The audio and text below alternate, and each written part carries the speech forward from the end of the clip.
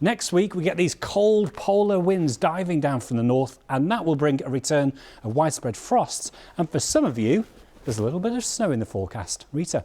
Chris, thank you.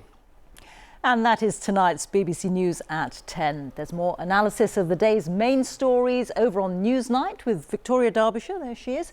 Just getting underway on BBC Two. The news continues also on BBC One, as now it's time to join our colleagues across the nations and regions for the news where you are. From the 10 o'clock team, it's good night. Thanks, Rita. I'm Jo Kent. You're watching South Today.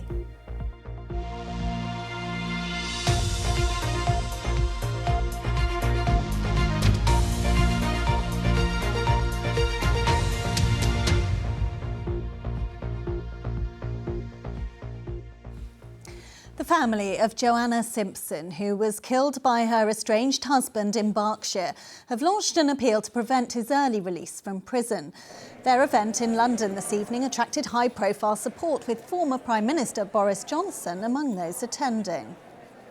This was a life-changing tragedy which have altered my whole family's life forever, leaving my grandchildren aged 9 and 10 without a loving and caring mother. How do you explain to anyone, never mind children, that 26 years actually means 13? Well, Helena Wilkinson now explains the background to the family's campaign. It was a truly shocking case. Mother of two, Joanna Simpson, killed by her husband in a brutal attack more than a decade ago.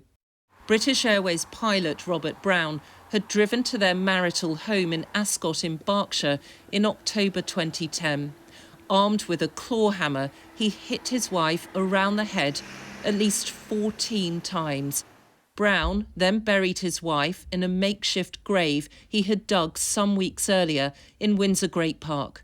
He was cleared of murder, but had admitted manslaughter on the grounds of diminished responsibility.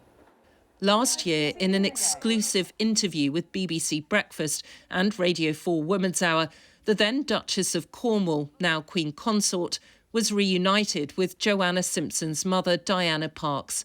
They'd met previously in 2016.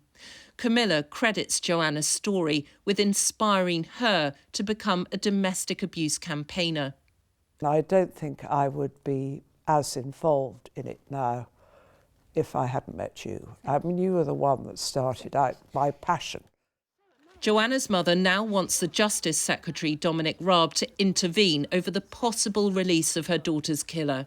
She says her family are very fearful that he could be released halfway through his sentence. Speaking on Sunday, Mr Raab agreed to meet the family. Would you be willing to meet Diana? Oh yes, of course, and I meet lots of victims or bereaved in these appalling cases. This case isn't coming up until later in the year. Within the powers I've got, I would look at this as I would look at any other very rigorously. A spokesman for the Joanna Simpson Foundation said they were very pleased that the Justice Secretary had agreed to meet Joanna's family. We are confident, they said, that when Mr Raab is presented with all the facts, he will agree with us that all action needs to be taken to prevent the release of Robert Brown. More than a decade after Joanna was killed, her family continues to fight in her name. Helena Wilkinson, BBC News. Dramatic footage has been released of a scooter rider and their passenger narrowly avoiding being struck by a fast-moving train. It happened on an automatic half-barrier level crossing in Littlehampton in West Sussex last week. The train, heading from Brighton to Southampton, would have been travelling at up to 70 miles an hour. British Transport Police called it stupidly reckless behaviour. Plans to build a so-called super surgery GP practice for Bicester have been scrapped. Increased costs and a gap in funding means the idea is no longer viable, as Angela Walker reports. Right here behind me was supposed to be the site of the new Bicester Health and Wellbeing Hub. The aim was to meet the needs of the growing population. An extra 20,000 people are expected to move to this area in the next few years. And local campaigners say scrapping this scheme is a huge blow. It's very short-sighted, and I think that the health of people in Bicester will suffer. The Health Hub was supposed to house 3 GP surgeries, a pharmacy, a minor surgery suite, an ambulance bay, education rooms and teaching and training accommodation. The worst case scenario is that the practices in the town simply reach physical capacity and have to close their lists. And then we're in a situation where people will be moving to Bicester, arriving in Bicester with no access to a GP service. The Buckinghamshire, Oxfordshire and Berkshire West Integrated Care Board now looks after the NHS funds for this area. In a statement, they told us that the business case was approved for this large community healthcare hub, and that was granted by the Oxfordshire Clinical Commissioning Group, which has since dissolved. Since the approval, we've had COVID, there were planning delays, and now building costs have risen significantly. I think that's very poor. The NHS in general are looking to reduce the pressure on hospitals, and one of the ways can be that they give us a really excellent health provision here in Bicester. With a health hub scrapped, local GP surgeries are now looking at ways of extending services in their existing locations. Angela Walker, BBC South Today. In football, Southampton made an embarrassing exit from the FA Cup tonight as League Two Grimsby Town beat Saints 2-1. Brighton now host Grimsby in the quarter-finals. Let's take a look at the weather with David Brain.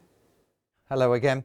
The forecast for tomorrow is brighter, quieter and a better chance to see some sunshine as well. But it does give us a risk of some frost around both tonight and also tomorrow night. And the next few days it is mainly fine, but still cold, and if anything, starting to get colder as we move into the weekend and into next week. The reason? High pressure is pretty much in charge now. It'll stay in charge for the next few days. We're going to see cloud amounts come and go over the next few days, but tonight I think a lot of the cloud will move away and we'll end up with temperatures close to freezing, so some frost to greet us in the morning. Tomorrow, patchy cloud and sunny spells, less breezy, perhaps feeling just that little bit warmer at 8 or 9 degrees. And then the outlook as we go into the weekend is a gradual decline in the temperatures. There might be a few wintry showers around on Sunday. Next week, 5 or 6 degrees with quite a high risk of wintry showers from Tuesday. Have a good night. That's all for now. From all of the team here, a very good night.